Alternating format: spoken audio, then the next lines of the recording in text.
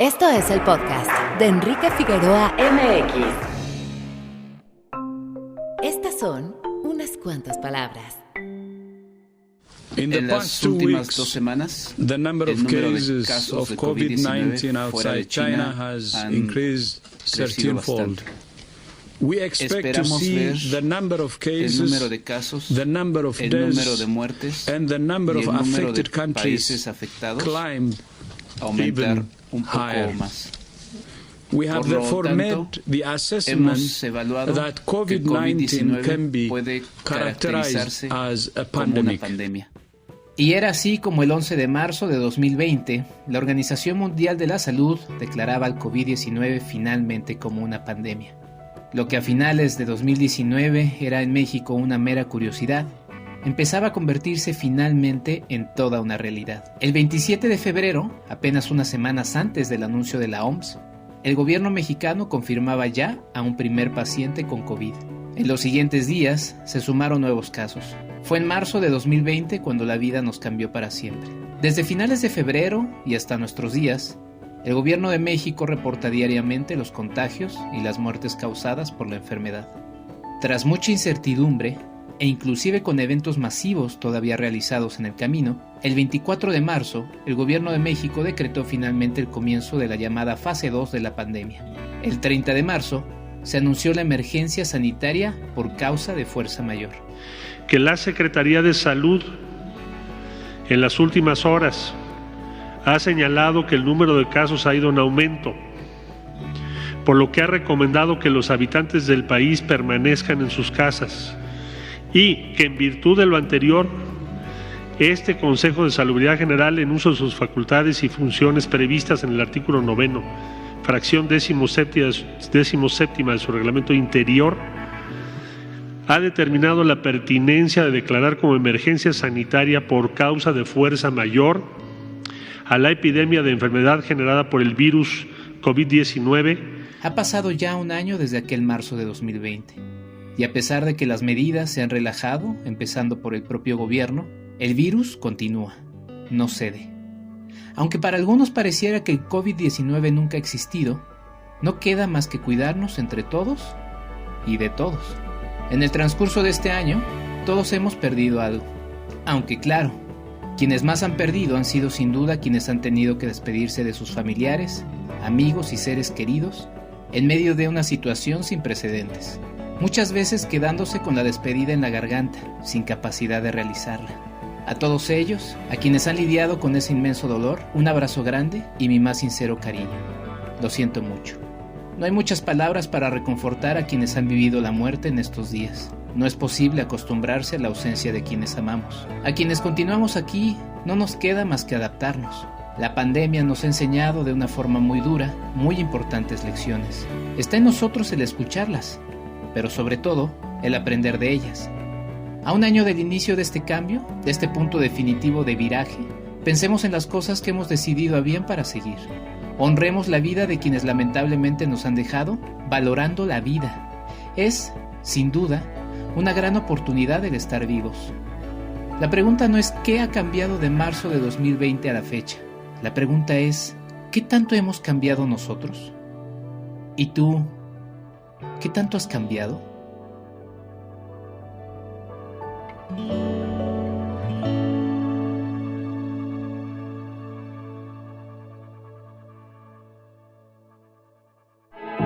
Bienvenido. Este es nuestro invitado de la semana.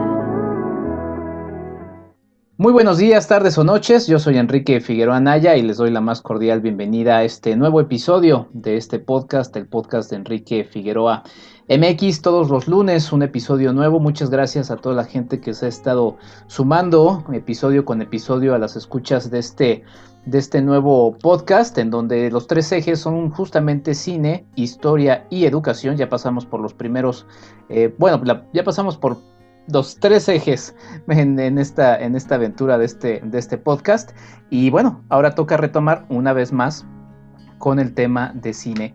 Y me da muchísimo gusto tener, ya después de muchas promesas fallidas, soy una persona horrible que no le había extendido la invitación, a mi estimado Javier Pérez. Ahorita lo voy a presentar como Como se merece, Javier es editor y reportero con 20 años de experiencia. Ha dirigido un cineclub, ha sido reportero del periódico y becario de la FNPI, editado reportajes, redactado críticas de cine y textos sobre salud.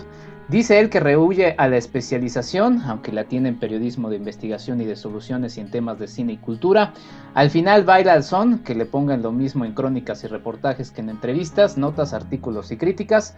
Ha colaborado en Reforma, El Universal, Esquire, El Financiero, la revista Ñ de Argentina, Cine Premier, Skyview, Crónica, en fin. Es un cronista, buscador de historias, entrevistador y además, por si fuera poco, pues hoy también viene en su calidad de presidente del Club de Fútbol Zaragoza. Me da muchísimo gusto tenerte por acá, mi estimado Javier. ¿Cómo estás? Bienvenido. Hola Enrique, ¿cómo estás? Muchas gracias por la invitación. Pues muchas gracias a ti, Javier.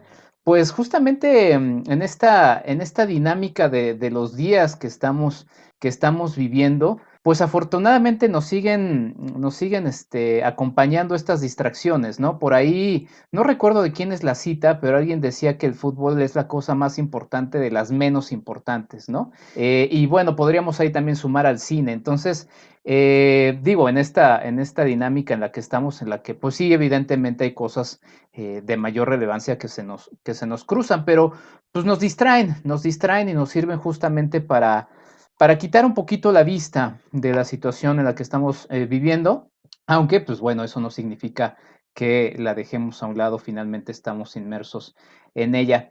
Javier, antes de arrancar con el tema que nos trae, que es justamente esto, el cine y el fútbol, cuéntame un poquito de tu paso por los medios. Ya di esta crónica que tú subiste en tu LinkedIn, ahí la gente lo puede checar y platícanos un poquito cómo te nació a ti la cosquilla de esto de los medios y finalmente cómo llegas también al mundo del fútbol. Bueno, pues yo empecé estudiando periodismo por pura casualidad y ya después de ahí llegué al periódico Reforma cuando egresé de la carrera. Estudié en lo que entonces se conocía como ENEP, que hoy son FES de la UNAM, en el Aragón. Y ahí fundé el cineclub, un cineclub estudiantil universitario, única asociación entonces reconocida por la legislación universitaria de la UNAM. Y ahí durante 2 años llevamos el cineclub. Me enteré de un curso que daban en el periódico Reforma, ¿no? Para precisamente estudiantes de comunicación o carreras afines que estaban por terminar la carrera, y este curso era, creo que los días miércoles, y nosotros teníamos nuestra exhibición los jueves. Entonces, en ese tiempo cambiaron las oficinas de la Filmoteca de la UNAM que estaban en el centro, las pasaron a CEU.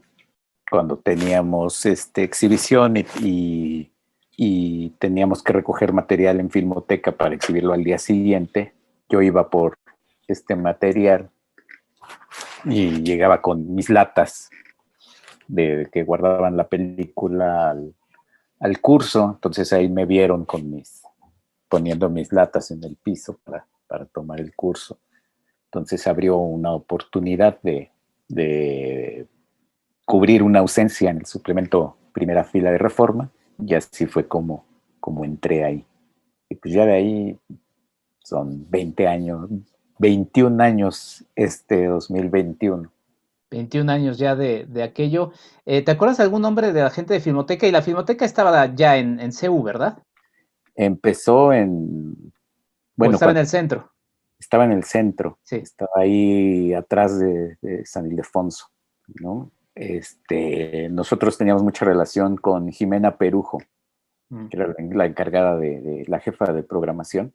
Entonces ella era la encargada de los cineclubes, y en ese tiempo también participamos muchísimo porque entonces la Filmoteca era dirigida por Iván Trujillo y él organizó una serie de seminarios alrededor del cineclubismo.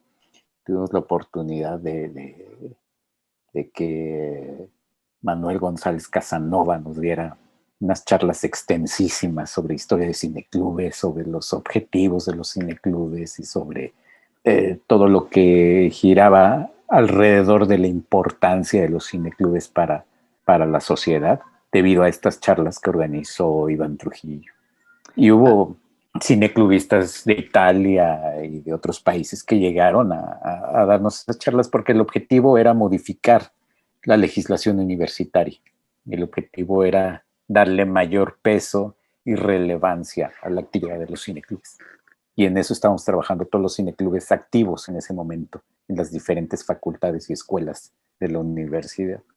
Qué interesante esto que platicas, Javier. Te lo preguntaba justamente porque, bueno, el año pasado se cumplieron 60 años, ¿no? De la Filmoteca de la UNAM, y justamente este nombre que mencionas, pues bueno, es el hombre que comenzó este enorme proyecto, y que además pues antecedieron los cineclubes, ¿no? A proyectos como la Filmoteca y la propia Cineteca, ¿no? Entonces es un papel muy importante, y esto que mencionas de las latas y pues de lo romántico de esto, ¿no? Yo pasé mi servicio social también ahí en la Filmoteca en CEU, y es romántico estar ahí con esos materiales, ¿no?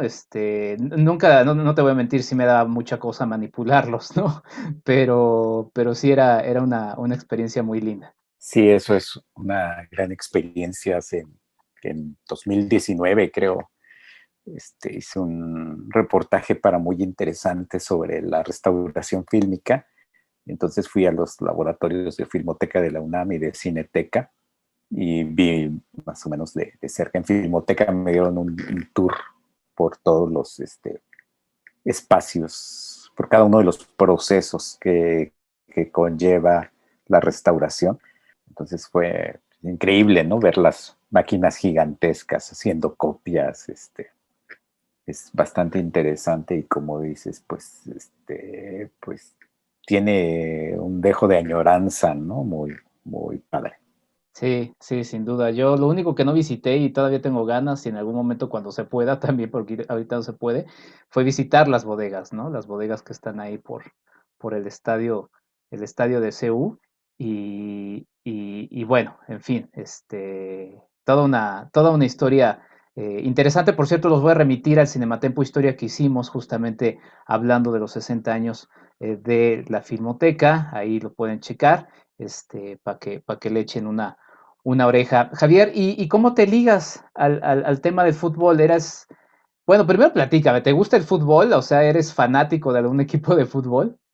Además de, obviamente, del Club de Fútbol Zaragoza, obviamente. Sí, claro. Sí, siempre me ha gustado. De niño siempre veía fútbol, ¿no? Desde niño le voy a los Pumas, ¿no? Y en algún momento intenté practicarlo, pero me di cuenta que tengo 2 troncos como piernas, entonces no servía mucho para eso, ¿no? Y pues llegar al equipo, al Club de Fútbol Zaragoza, se dio por una invitación de mi hermano, que lo ayudara a levantar el proyecto, y ya estoy participando con el equipo. Perfecto, Javier. Pues yo tengo ahí unas heridas profundas por parte de tu equipo, ¿no? Creo que no lo he dicho en este podcast, yo le voy al Cruz Azul. Es la cruz con la que cargaré toda mi vida, literalmente. Pero bueno, vamos a ir andando un poco en eso, porque pues justamente el fútbol tiene eso, ¿no? Eso que ahorita iremos platicando. Javier, que justamente, pues a partir de esta unión, porque yo te conozco en tu faceta de reportero de cine, ¿no? Primero yo como parte del manejo de prensa, de películas, como publirelacionista, y posteriormente también como colega tuyo. Pues empezamos a coincidir en este mundo, y a partir de una charla que tuvimos recientemente dijimos, pues vamos a hablar de fútbol y cine. Y todo se enmarca también un poco en un documental reciente que se puede ver en Netflix. Vamos a hacer un listado, porque tienes ahí en la página, ahorita quiero que me platiques de la página del Club del Fútbol Zaragoza, listados también de películas. La verdad es que es un tema que ha pasado obviamente por diversas visiones, pero bueno, el documental del que estoy hablando es un documental de David Tryhorn y Ben Nicholas que se llama Pelé, y es un documental que recientemente se estrenó vía la plataforma de Netflix. ¿Qué te pareció este documental, este nuevo trabajo audiovisual pues de una figura pues con sus claros y sus oscuros y que sigue ahí en el discurso, muy recientemente también con esta polémica sobre el asunto de si llegó o no llegó a los 1000 goles, quién tiene más goles que él, si Cristiano Ronaldo, o Pelé o Messi? Cuéntanos un poquito qué te pareció este trabajo. Pues el documental Pelé, que como dices se acaba de estrenar ahí por Netflix, me parece bien a secas, ¿no? O sea, es interesante, se centra principalmente entre 1958 y 1970, que son pues, la etapa mundialista de Pelé, ¿no? Cuando se dio a conocer, cuando tenía 17, 18 años y fue a Suecia y entró de cambio por una lesión porque no lo querían meter y fue el jugador que marcó la diferencia, ¿no? En el Mundial, y Brasil se hizo campeón y tal. Lo que me gustó en la estructura narrativa del documental fue cómo va cambiando la temporalidad, cómo se da permiso de regresar, adelantarse en el tiempo. Tiene una entrevista reciente con Pelé hecha precisamente para el documental, tiene entrevistas con otros jugadores relevantes de la época que jugaron junto con Pelé y y son entrevistas actuales, pero también tiene metraje de la época, ¿no? Un metraje muy cuidado, bien seleccionado, y como dices, tampoco se tienta y nos muestra una figura endiosada, ni mucho menos, ¿no? También muestra los claroscuros de Pelé y se centra bastante en este momento de la dictadura militar en Brasil, ¿no? Y pues se presenta a Pelé como lo que fue, ¿no? Nunca criticó a la dictadura, nunca dijo nada que pudiera incomodar a alguien, y él mismo lo dice, yo no dije, o sea, no me interesaba la política y no, ni critiqué, ni alabé a nadie, pero si me invitaban yo iba, ¿no? Si me llamaban yo iba, como había ido antes y como fui después, con quien quiera que me invitaba, pues yo iba, y hay precisamente imágenes, ¿no? De cuando fue a saludar al dictador, que ahorita... Medici, ¿no? De apellido Medici. Medici. Está ahí, va y lo saluda, ¿no? Cuando regresan con el campeonato. Incluso el ganar el Mundial de México 70, lo dicen en el documental, se volvió una cuestión de Estado, ¿no?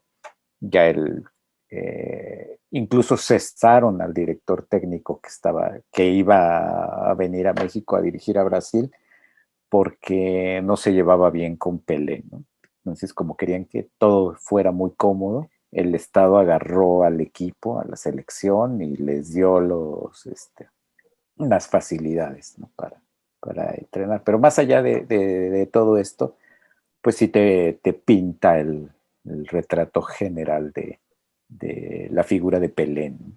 Sí, es un documental que no llega a las 2 horas de duración, ¿no? Quizá también por ello pasa de manera superficial sobre muchos temas, aunque los va tocando, como bien dices, se centra en la etapa mundialista de Pelé, toca estos temas, por ejemplo, ahora que lo mencionábamos, la presencia de Medici, pues bueno, el documental empieza en el Estadio Azteca, ¿no? En la inauguración de la Copa Mundial de México 1970, se escucha el himno nacional mexicano y por ahí, digo, no sé si los dos realizadores lo tenían en cuenta, pero dejaron escuchar la voz de Díaz Ordaz, ¿no? Que en México nos remite a otro pasado muy oscuro de la historia de nuestro país, ¿no? Pero igual y no fueron conscientes de eso, pero bueno, para nosotros, pues sí, sigue remitiendo a ese famoso discurso, ¿no? De Díaz Ordaz con motivo del 2 de octubre, ¿no? En el Congreso de la Unión. Siempre que escuchamos la voz de Díaz Ordaz nos remite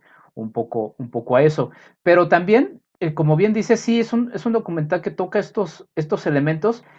Obviamente, al contar con la entrevista a Pelé, obviamente es un documental que pasó por la autorización de Pelé, ya cercano a los 80 años, un hombre que siempre ha estado ahí también, siempre presente, pues esta situación de que en algún momento, digo, suena feo, pero se nos va a ir, ¿no? Entonces, pues también está como en su etapa de cuidar muy bien cómo se le va a recordar, ¿no? O cómo quiere cuidar esa imagen, ¿no? Ahorita, como bien lo mencionaba, pues está en esta discusión de si fue el que más goles metió o no. Digo, nadie le quita todos los méritos que ha tenido, pero hasta en eso ha sido muy cuidadoso. Pero tú creerías, porque pues sí, venimos también, ahorita lo platicaremos un poquito más adelante, de un documental también reciente de Maradona, ¿no? Maradona que también recientemente falleció. Y que Maradona sí, en contraposición a, porque en el documental, bueno, ni se menciona la figura de Maradona. Digo, por obvias razones, igual no tiene nada que ver, aunque cuando hablan del asunto político mencionan a Mohamed Ali como un ejemplo, ¿no? Pero Maradona se metió hasta, o sea, en la política hasta donde pudo, siempre estuvo metidísimo, ¿no? Y siempre con una postura, pues muy suya, muy personal, pero con la que se casó hasta la muerte, vamos, hasta se la tatuó, ¿no? Este, ¿cómo verías que es justamente una carta un poco de mencionar estos aspectos de Pelé? Porque además hay algunos entrevistados, periodistas, que hablan un poco de pues sí, hay quienes lo critican, ¿no? Aunque no ahondan mucho, pero sí critican un poco la decisión de Pelé, luego la matizan un poquito, ¿no? Pero ¿crees que es también un poco esto, una decisión cuidada de, ok, o sea, sí vamos a hablar de este tema para no ocultarlo, pero pues vamos a mostrar mi versión y sí, porque son pocos minutos en los que se relacionan, que es válido también, ¿no? Que lo haga una figura como Pelé. Sí, yo creo que lo que ha tenido Pelé es que siempre ha cuidado su figura pública, ya una vez pues que se dedicó enteramente a eso, ¿no? Desde los años 90 para acá, que ya estaba dedicado a la promoción de su figura y de hacer convenios y patrocinios con cuantas marcas pudo, pues sí es esa parte de cuidar esa figura que ha permanecido pues sin manchas, ¿no? En sus 80 años de vida. Entonces es importante. También hace poco, eso era hace unos 2 años, se estrenó una biopic sobre Pelé, esta así de ficción, que también contó con su venia, ¿no? Para que se pudiera llevar a cabo. Y también solamente se centra en esos momentos, en esos primeros momentos de su carrera, ¿no? O sea, no hay nada más allá. Y yo creo que sí es para cuidar ese aspecto, ¿no? O sea, sí, digo, en estos momentos ya no se podría dar el lujo de ni lo toquemos, ¿no? Pero dijo, bueno, vamos a tocarlo, pero matizarlo. Y no sé hasta qué punto, volviendo a tu comentario sobre el principio de la película, los cineastas fueron conscientes o no, o si sí fue eso dejar la voz de Díaz Ordaz, si fue un poquito un pinchazo, porque en algún momento tienen como 2, 3 minutos de escenas de la represión del 68 en Brasil. No sé si recuerdas, tienen ahí estos puntos y es como el momento más crítico del documental, ¿no? Es el momento donde más se perfila esa crítica, la falta de posicionamiento de Pelé, ¿no? Porque tampoco nunca salió a decir yo apoyo a Médici, ni tampoco nunca salió a decir yo lo rechazo, ¿no? Claro. Como dice, para ellos, para los futbolistas, pues todo era como siempre, ¿no? Ellos no tenían, y sin embargo, hay un momento en el que dicen, tenías que cuidar lo que decías, porque si se veían o escuchaban cosas, entonces uno tenía que ser muy, muy cuidadoso, ¿no? Y pues, supongo que Pelé habrá tenido propuestas para ir a otros equipos en Europa y tal, pero él decidió quedarse en Brasil, aunque como él mismo dice, él viajaba mucho, ¿no? Al Santos se lo llevaban a todas partes con tal de ver jugar a Pelé en Europa, ¿no? Sí, sí, sí, ahora que lo mencionas, sí, bueno, aparece de hecho el número del año, 1968, de manera principal. Obviamente nos remite no solamente a 68 en México, sino a 68 en diversas partes del mundo.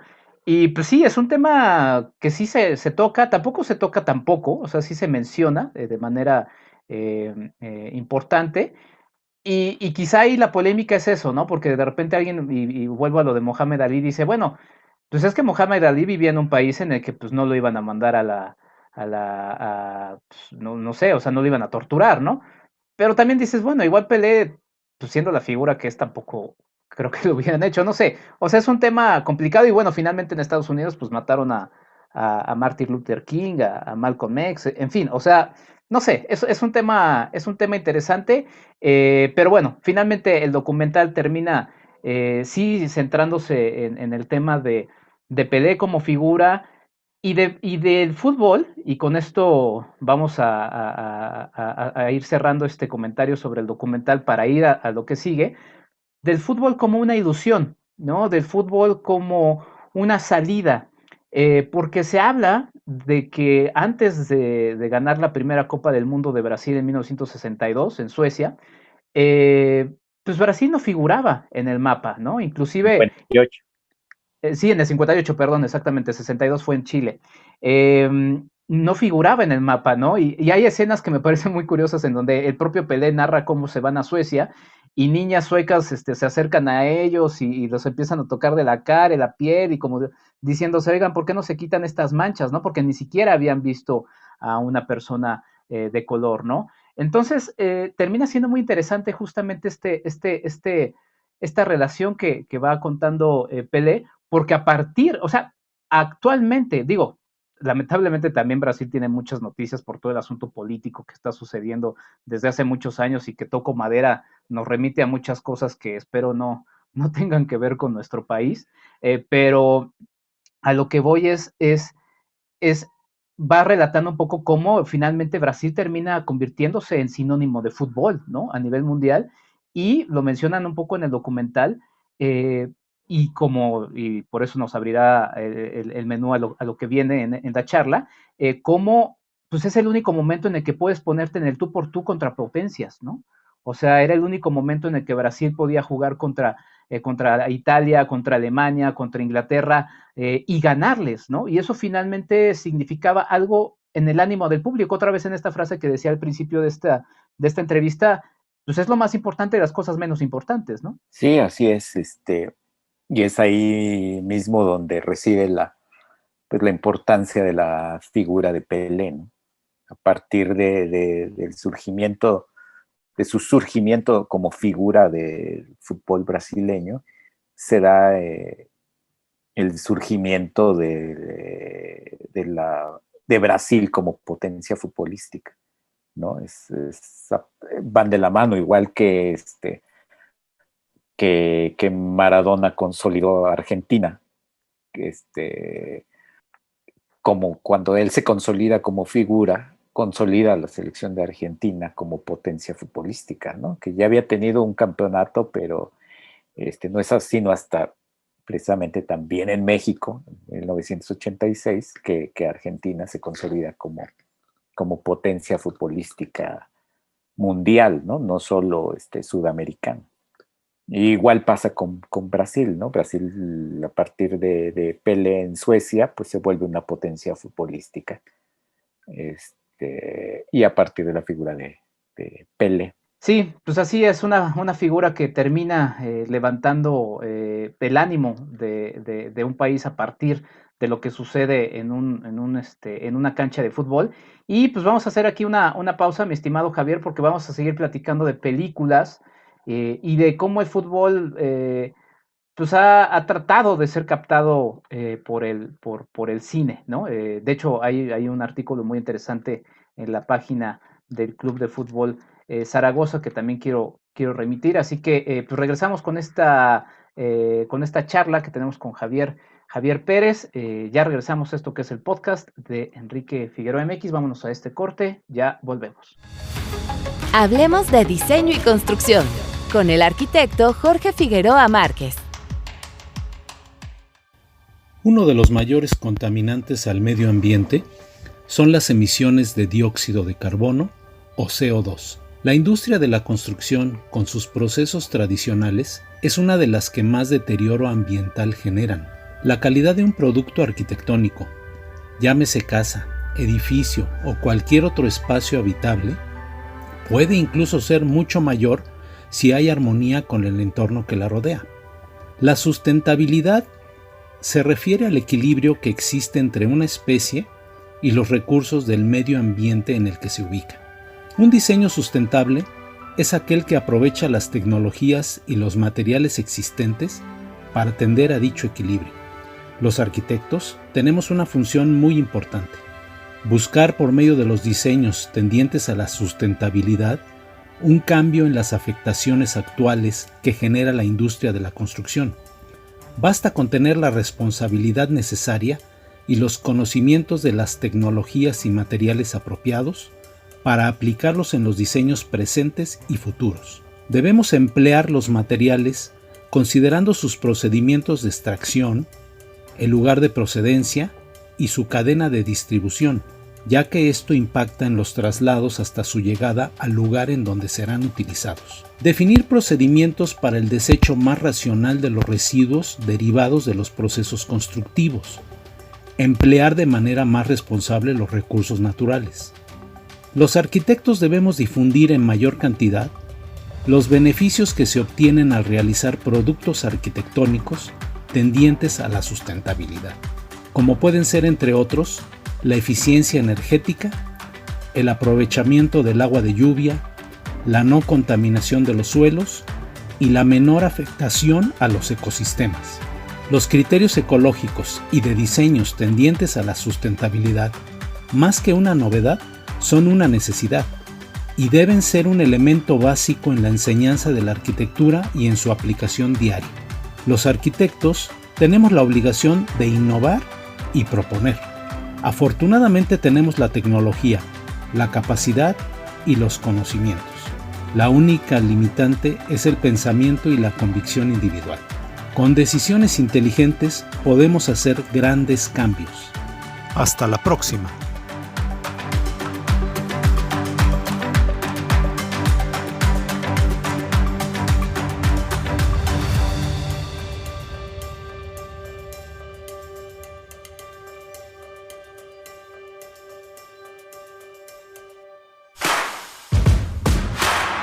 www.enriquefigueroa.mx.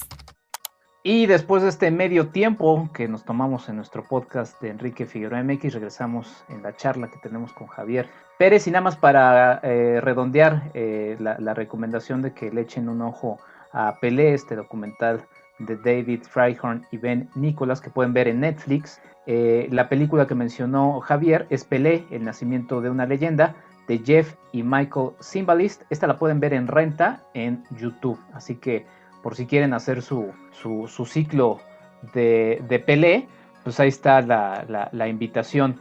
Javier, el cine ha intentado captar, bueno, desde siempre al deporte, ¿no?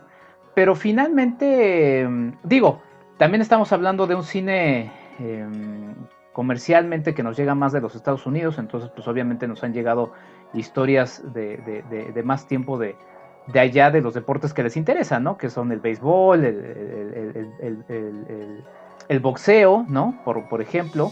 En fin, o sea, pero el fútbol, soccer, pues como que no ha tenido tanta presencia en su cine porque recientemente ya es algo que les ha llamado la atención, pero en su momento pues no era algo que les importara mucho. Entonces, pues de ahí, pues más bien nos ha llegado cine relacionado al fútbol de otras partes del mundo, pero pues vamos a ir haciendo como un listado de algunas cintas, pero justamente estaba como recordando en esta de cuál fue la primera película que yo vi relacionada al fútbol, y me acordé justamente de una película con Pelé, que fue Escape a la Victoria, de John Huston, con Sylvester Stallone, justamente, haciéndola ahí como de disque portero, Michael Caine, Max von Sydow y justamente Pelé, ¿no? Que sale ahí haciendo algunas jugadas en esta historia en donde unos prisioneros de guerra pues justamente se ponen a jugar contra unos alemanes, ¿no? Precisamente para que finalmente además también está esta frase, ¿no? De que siempre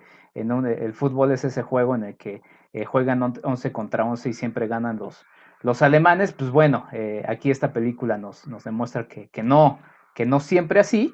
Es una película de 1981 que se puede ver en Prime Video a la renta. Si tienen Prime Video, pues sí tienen que hacer ahí un pago extra para verlo. ¿Te acuerdas de esta película que la pasaba mucho en la televisión? Ya no sé si la sigan pasando. Sí, en algún momento fue programación recurrente, ¿no? Pues es muy curiosa, ¿no? La película que tenga, o sea, piensas Michael Caine y Sylvester Stallone en una película sobre fútbol, ¿no? Y aparte Sylvester Stallone pues, recién salido de sus hitazos, ¿no? De Rocky y creo que ya había hecho Rambo, ¿no? Para entonces, pues era algo súper curioso. Además también salió Bobby Moore, ¿no? Una figura del fútbol británico. Entonces, pues sí, parte como de esa curiosidad por acercarse al deporte, ¿no? Un deporte todavía extraño para los estadounidenses, pero no sé qué tanto habrá influido que Pelé haya estado ahí en el cosmos de Estados Unidos para que pudieran invitarlo a participar en esta curiosidad, ¿no? Porque no deja de ser eso, una curiosidad ahí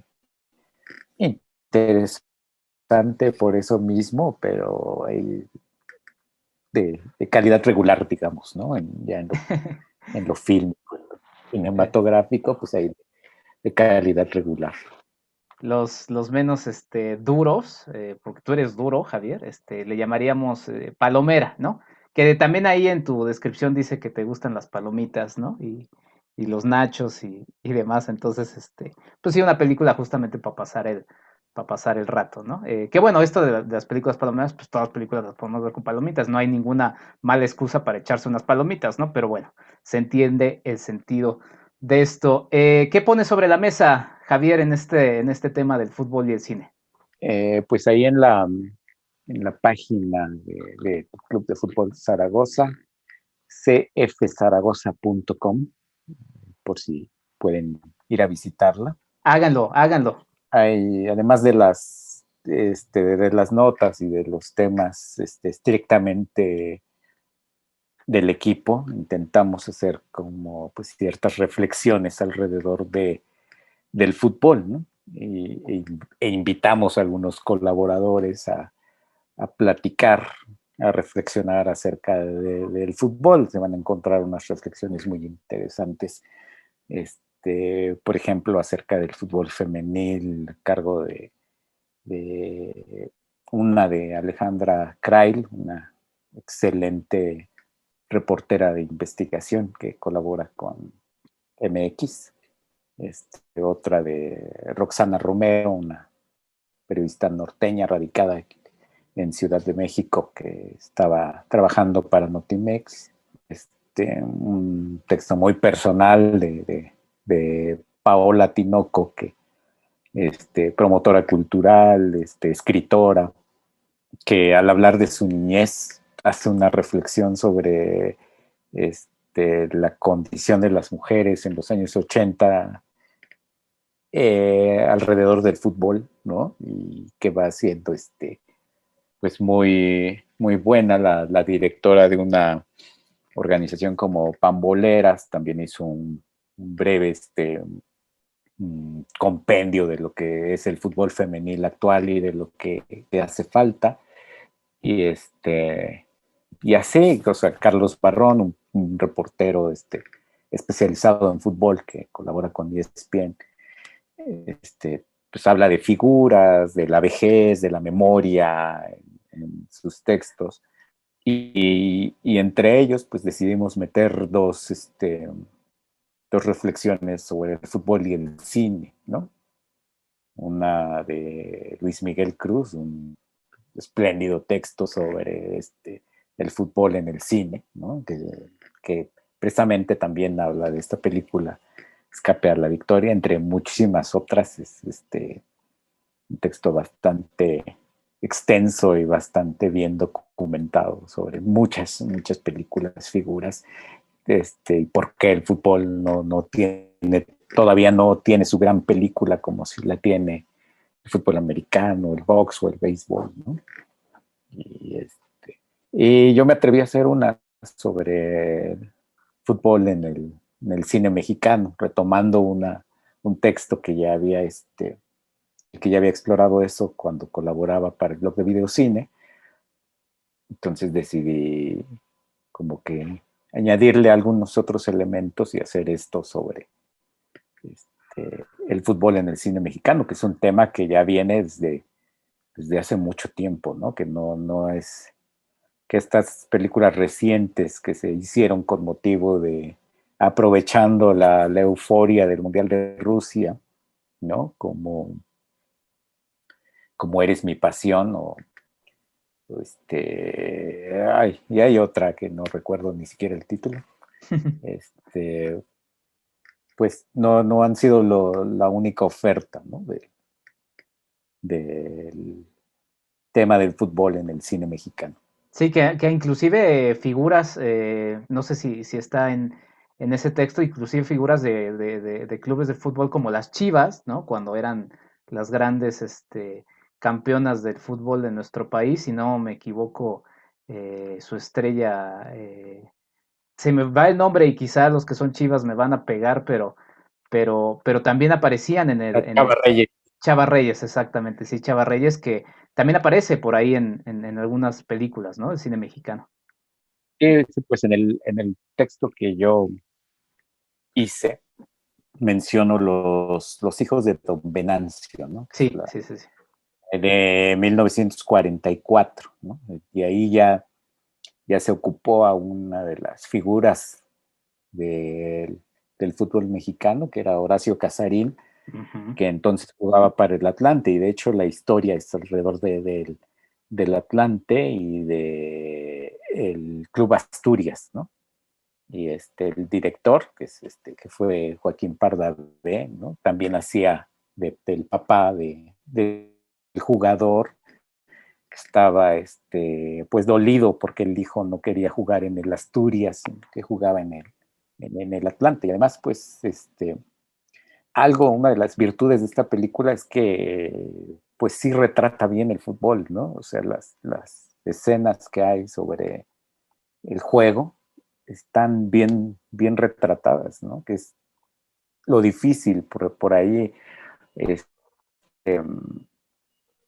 Luis mencionaba en su texto una cita de Eduardo Sacheri, que decía que el fútbol es difícil de copiar, ¿no? Difícil de imitar, y en ese sentido es poco cinematográfico, porque hacer la coreografía, ¿no? De una jugada es muy difícil, ¿no? O sea, no es como, pues, te lanzo un balón, me enfoco en el balón y la atrapa alguien, ¿no?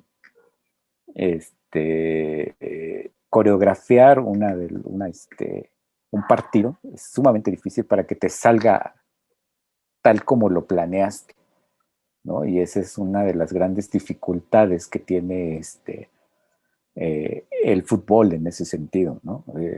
Y es una de las virtudes que tiene la biopic de la que mencionábamos hace un rato, la de Pelé, porque casi logra hacer las calcas de las jugadas, ¿no? Y hacer eso, pues, es sumamente difícil. Incluso estas películas de gol que hay, en las que participó Kuno Becker, y que tuvieron al Real Madrid de Zinedine Zidane, acompañándolo, creo que en la segunda parte. Pues sí, las escenas de fútbol pues son lo menos climático que tiene la película, ¿no? Porque es muy difícil de filmar, de montar la coreografía y de llevarla a cabo, ¿no? Quizá las mejores escenas de fútbol están fuera del fútbol, ¿no? O están en una película como Metegol, ¿no? O El Cavernícola, que son animaciones recientes, en las que se habla del fútbol, pero donde todo está pues sumamente controlado porque finalmente todo es creado. Sí, sí, porque además está también la dificultad del cine que quiere retratar el fútbol, que compite pues con los propios partidos de fútbol de la vida real, ¿no? O sea, y ya esos tienen una emoción, pues, que es parte de, ¿no? Por cierto, le mando, ya que lo mencionaste, un abrazo y saludo a Luis Miguel Cruz, quien pasará también por estos micrófonos en algún momento. Pero sí, y ahorita que mencionabas la historia del fútbol mexicano con esta película, pues ya la emoción y la pasión del fútbol es de muchísimos, muchísimos años, ¿no? Eran los años de los estadios de madera, ¿no? Incendios por todos los caos que se originaban. En fin, es una historia muy... Y además en esos años el fútbol era más difícil de jugar justamente porque era una pelota de caucho, ¿no? Era una pelota mucho, mucho, mucho, muy pesada, ¿no? A diferencia de los globos que ya ahora tienen, ¿no? Como Que tienes ahí, para la gente que nos escucha, tienes un balón ahí.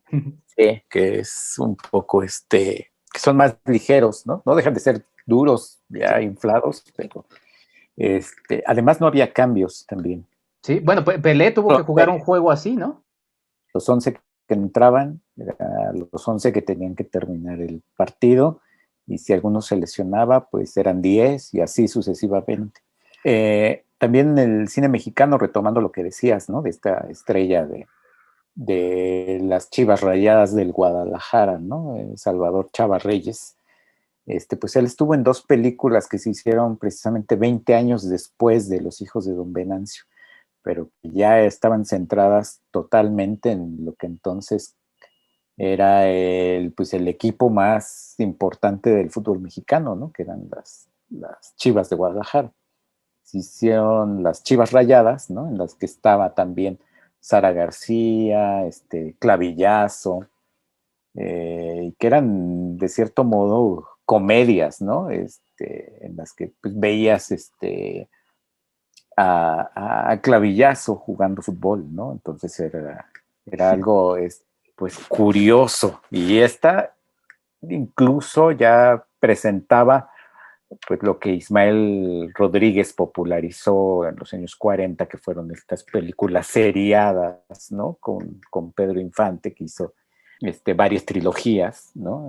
Aquí nada más hicieron 2, pero ya con un plan de hacer una película seriada, ¿no? Que fue Los Fenómenos del Fútbol, que estrenó precisamente en el mismo 64, y que era una continuación de Las Chivas Rayadas, y que obviamente también tuvo respuesta, ¿no? Por parte del Club América, con otra película que se llamaba Tirando a Gol. Esta que se hizo, yo creo que se filmó en el 60, las otras se filmó y se estrenó al año siguiente, y que tuvo, digamos, una historia de amor alrededor, ¿no? Protagonizada por los personajes de Lola Beltrán y David Reynoso, que tienen a sus hijos jugando en equipos contrarios, pero que ellos terminan casándose y que pues obligan a los hijos a convivir aun cuando están enfrentados en la rivalidad en la cancha, ¿no? Pero pues si hay una película que tiene que ser nombrada o mencionada dentro de la historia del fútbol en el cine mexicano, es El Futbolista Fenómeno, ¿no? Una cosa delirante, delirante, una comedia, pero es pues su argumento tiene unos elementos muy, muy raros, muy extraños, ¿no? Porque pues al vendedor de cervezas del estadio se lo llevan unos extraterrestres y lo convierten en el futbolista fenómeno que le da título a la película, ¿no? Entonces es una cosa completamente delirante y que Sí. hay que ver por eso mismo, ¿no? No sé tú, ¿qué te parezca a ti? Sí, no, pues son películas muy importantes, muy divertidas, sobre todo, ¿no? Porque giran en torno a esto y sí, esta película que mencionas, la de Futbolista Fenómeno, es una cosa bastante bizarra, como muchas películas también de la época del cine mexicano, ¿no? O sea, si uno le escarba, de verdad sí encuentra cosas verdaderamente alucinantes y que, pues, para estos días, lo malo luego es dónde encontrarlas, ¿no? Porque digo, siempre hay vías, ¿no? Pero de manera legal creo que son cosas que deberían tener mayor resonancia, porque no dejan de ser entretenidas, ¿no? Y son películas que nos hablan justamente de las raíces de esta pasión y que, como bien dices, pareciera que es algo reciente, ¿no? Que es algo que simplemente pues se convirtió en una moda cuando hay un pasado muy interesante que lamentablemente no se difunde mucho. Javier, esta charla podríamos continuarla y continuarla, pero quisiera no dejar de comentar pues algo que a mí me ha parecido muy interesante y seguimos hablando del fútbol mexicano. Por ahí, yo no sé si tú tengas ahí en la mira cuál sea la situación, pero pues la máxima estrella del fútbol mexicano, y te voy a remitir a tu fanatismo con los Pumas, pues no tiene un documental a la altura. Estoy hablando de Hugo Sánchez, ¿no? Que por ahí yo he estado siguiendo en algunas notas que dice que ya tiene un proyecto, que nada más está viendo quién lo produzca. Se me hace raro porque pues finalmente no es un proyecto de difícil de vender, ¿no? O sea, y también se me hace raro porque, bueno, el señor, pues si algo quiere es que su figura, su figura siga permaneciendo ahí, entonces, pues qué mejor que inmortalizarla con un documental, ¿no? ¿De dónde crees que nace esta rareza de no tener un documental de Hugo Sánchez, ¿no? Pues no sé por qué nadie ha tomado pues, la iniciativa, ¿no? Probablemente los materiales no sean tan fáciles de conseguir Mm. o no sé si pues les haga falta algún cierre espectacular, porque finalmente la última participación de Hugo Sánchez en un mundial fue en la banca, ¿no? Uh-huh. No entró ni cuando se creía que él podía ser la solución para desempatar el partido contra Bulgaria en Estados Unidos, ¿no? Y se quedó ahí en la banca. Quizá funcionaría para eso, ¿no? Para dar su versión y pues centrarlo en los momentos en los años 80 en los que fue un figurón en el Atlético de Madrid primero y luego en el Real Madrid. Y sin embargo también se ve eso opacado por aquel penalti fallado en el Estadio Azteca en pleno Mundial del 86 contra Paraguay. Y por su decisión de no tirar en la serie de penaltis contra Alemania, ¿no? Que ahí pues no quiso tirar y pues los que se animaron fueron los defensas y todos fallaron a excepción de Manuel Negrete, que sí se atrevió y metió el único gol de México en esa serie de penaltis. Sí. Tal vez sean esas cuestiones las que detengan. Igual y yo veo más viabilidad en que hicieran un documental sobre Jorge Campos, ¿no? Pues sí, también, sí, justamente. Y quizá en esto que decías de Hugo Sánchez, pues sí, quizá ese cierre, entonces también quizá un poco, digo, el hombre también quiere trabajar en la banca y quiere volverlo a hacer, pero quizá también quiere volverlo a hacer para llenar una historia. Ya lo hizo con el bicampeonato, ¿no? Como director técnico de los Pumas. También se cruza el paso ahí en la selección que estuvo llena de asuntos, pero quizá, como dices, quizá un final ahí que quiera que quiera meter, pero sí, no lo había pensado, pues sí, obviamente Jorge Campos, ¿no? Que además mediáticamente en su momento cuando éramos niños, ¿no? El hombre estaba ahí, en la cúspide de la fama, ¿no? Me acuerdo todavía que se mencionaba y siempre se decía eso de es el tercer mejor portero del mundo, ¿no? Porque el primero era Peter Schmeichel, el segundo nunca me acuerdo quién era, pero siempre se decía que Jorge Campos estaba ahí y bueno, finalmente, pues fue una figura mediática y sigue siendo una figura mediática ahí, ¿no? Muy, muy importante, Jorge Campos. Pues se nos acaba el tiempo, mi estimado Javier, pero me gustaría quizá preguntarte qué te pareció el documental de Diego Maradona de Asif Kapadia, para no dejar a Maradona fuera de nuestra charla, que se llama justo Diego Maradona, ¿no? Omitiendo un poquito este nombre de Armando, porque está jugando con pues las dos identidades, ¿no? De Maradona, o sea, su lado oscuro, que sería Diego, ¿no? Y su lado luminoso, que sería Maradona. Sí, pues es también interesante, ¿no? La visión que tiene este documental, porque pues Maradona sí es un claroscuro, ¿no? Maradona siempre va a ser esa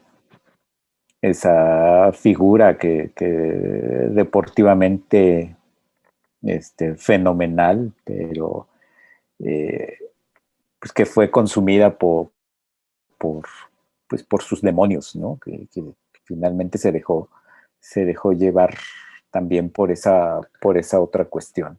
Y es un poco lo que tienen difícil todas estas figuras de verse en un momento súbitamente bajo un reflector en todo momento, ¿no? Y cómo escapar de esa situación. Y creo que es algo que se refleja bien en el documental, creo.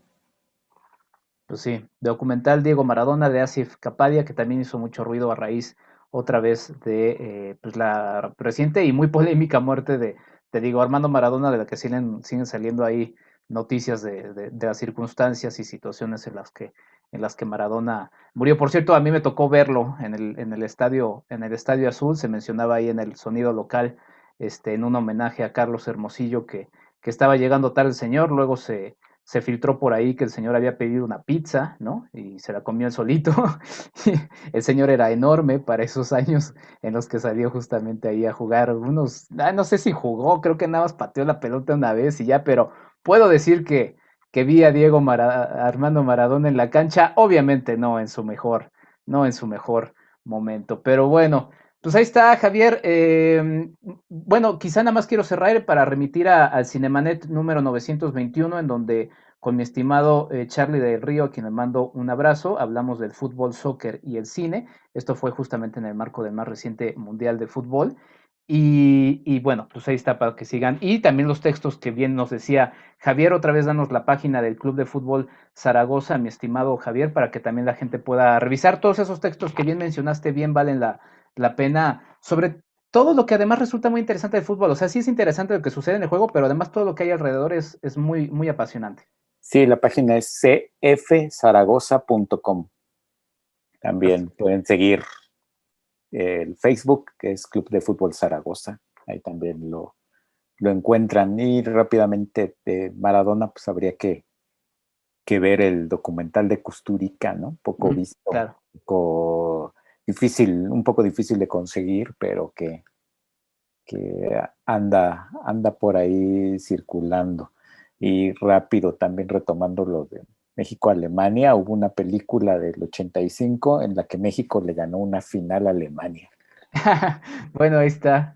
Bueno, ya que también ya se le ganó a Alemania en un mundial de fútbol, ¿no? Y bueno, quizá nada más para remitir también, digo, no, creo que sí tiene muchas fallas, pero quizá volver a ver el material de archivo, el Ilusión Nacional, ¿no? De Olayo Rubio, que pueden ver ahí en Blim, si tienen Blim, pueden checar nada más por el material de archivo, que creo que vale la pena, y conectando con esto de justo cómo el fútbol termina siendo una ilusión que se termina inclusive remitiendo, ya ese será otro tema, mi estimado Javier, al mundo de la política, ¿no? Ya tenemos a Cuauhtémoc Blanco como gobernador, o sea, esa ilusión termina trasladándose a otras esferas que no sé si sean las más convenientes, pero pues bueno, ahí está, ¿no? Manuel Negrete creo que también quería moverse ya no sé si quería un municipio allá en Guerrero, creo, ya pasó de la alcaldía también de Coyoacán, donde estaba, y en fin, así van saltando Adolfo Ríos en Querétaro, en fin, o sea, hay muchas figuras del fútbol que ahí están aprovechando justamente esa ilusión que nos genera este deporte. Javier, ¿a ti dónde pueden seguir tu trabajo, lo que estás haciendo, además de lo que ya nos mencionaste del Club de Fútbol Zaragoza? Pues en cinepremier.com. O pues pueden buscarme en Facebook como Javier Pérez o en @javpemar en Twitter, y ahí luego doy referencias de lo que estoy haciendo, ¿no? Perfecto, Javier. Pues para la gente que nos está escuchando, mi estimado Javier es alguien que respeto, admiro mucho, me gusta mucho su trabajo, y siempre viene a mi mente cuando voy a decir, escribo, ¿no? Yo escribo y siempre me detengo un poquito porque digo, no, porque siempre platicaba con Javier eso, ¿no? Me decía Javier, no, a ver, escriben los escritores, ¿no, Javier? ¿Nosotros qué somos? Sí, nosotros somos redactores, redactamos piezas, nada más. Exactamente. Pues te agradezco mucho, Javier. Muchas gracias por acompañarme en este podcast, y mucho éxito con todo lo que estás emprendiendo. Gracias, mucho éxito también para ti. Que estés muy bien. Gracias, Javier. Pues nosotros nos vamos ahora a la recomendación. Ya saben, semanalmente, además de las recomendaciones en viernes que hago en video y que se están centrando en cine, pues yo les recomiendo algo brevemente en este podcast y ya regresamos para cerrar. Nuestra recomendación para el fin de semana. La recomendación para este fin de semana es sin duda que no pierdan la pista del Festival Internacional de Cine UNAM, que se presenta en su 11ª edición. Es una edición que se realiza completamente de manera en línea y con diversas opciones para poderlo disfrutar. Se realizará del 18 al 24 de marzo y créanme que es una gran oportunidad para abrirse las puertas para un cine diferente, un cine alejado de los cánones del cine de tipo comercial que normalmente se nos viene inundando desde el país del norte. Y bueno, las sedes son Cinépolis Click, Movie, Cine en línea de Filmoteca UNAM, Ficunam en línea, Tonalá.tv, TV UNAM y Canal 22. Las actividades en Cinépolis Click son funciones que estarán abiertas durante un periodo de 36 horas y con un cupo limitado, es decir, con un visionado limitado. El Movie permanecerán durante 30 días, solamente basta con registrarse de manera gratuita, pero existen otras plataformas donde se estará presentando gratis la programación, que créanme vale mucho la pena, de Ficunam. Es un cine que inclusive podrán encontrar algunas propuestas de cine experimental. Es un festival que diría también que se destaca por entre los demás por ser una programación diferente en muchos aspectos. Entonces atrévanse a entrarle a Ficunam. Estaré haciendo el seguimiento en diversos espacios, así que los invito a que así lo hagan. Obviamente todo en enriquefigueroa.mx, pero también estarán checando la información que estaré subiendo a través de las redes sociales de Cinemanet y de Cinematempo. La invitación es justamente entonces para que disfruten de Ficunam, y si lo hacen, porfa, no dejen de comentarlo por acá para poderlo compartir. Les recuerdo y si se van sumando, que a través de patreon.com/Enrique Figueroa MX, una de las recompensas es el poder vivir de la mano mía la experiencia de este festival. Así que si se animan y les gusta lo que hago, con mucho gusto los acepto ahí y podemos seguir la conversación al respecto.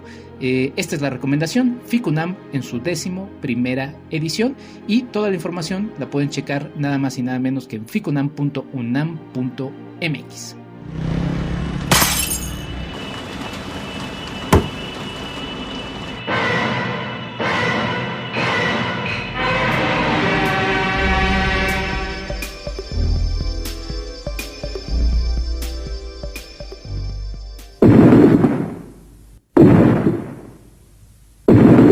Cinemanet, Cinematempo y Enrique Figueroa MX te invitan a la primera parte del curso Godzilla, el rey de los monstruos.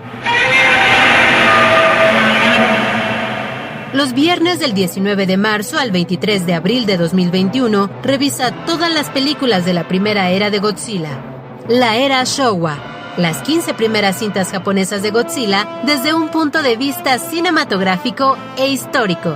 Imparte Enrique Figueroa Anaya.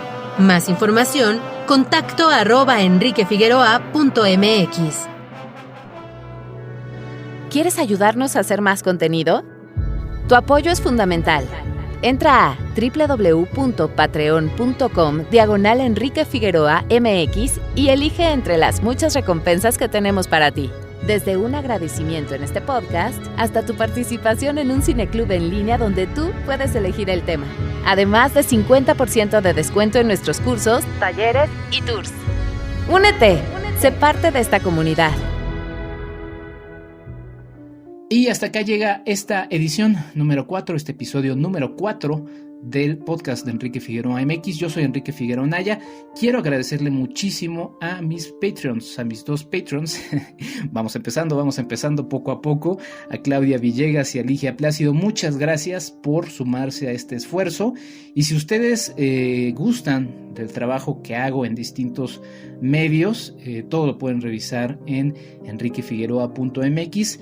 Si les gusta muchísimo, formen parte de los Patreon. Hay recompensas a partir de $1 y de ahí vamos sumando varias cosas. Así que bueno, ahí está la invitación. Este fin de semana empezamos justamente con un curso de cine dedicado a Godzilla, así que pues, la invitación está ahí a que sigan conmigo y a que sean parte de todas estas recompensas que estamos haciéndoles partícipes a ustedes, así que espero que disfruten de gran manera. Yo me despido, soy Enrique Figueroa Anaya. Nos escuchamos la próxima semana con un episodio más. Muchas gracias a quienes se van sumando con las escuchas y nada, cuídense mucho, apapáchense. Recuerden que el cine sirve para eso en esta edición. La próxima semana tocará historia y después educación. Vienen 2 invitados muy interesantes, así que bueno, sigan en la sintonía de esto que es el podcast de Enrique Figueroa MX.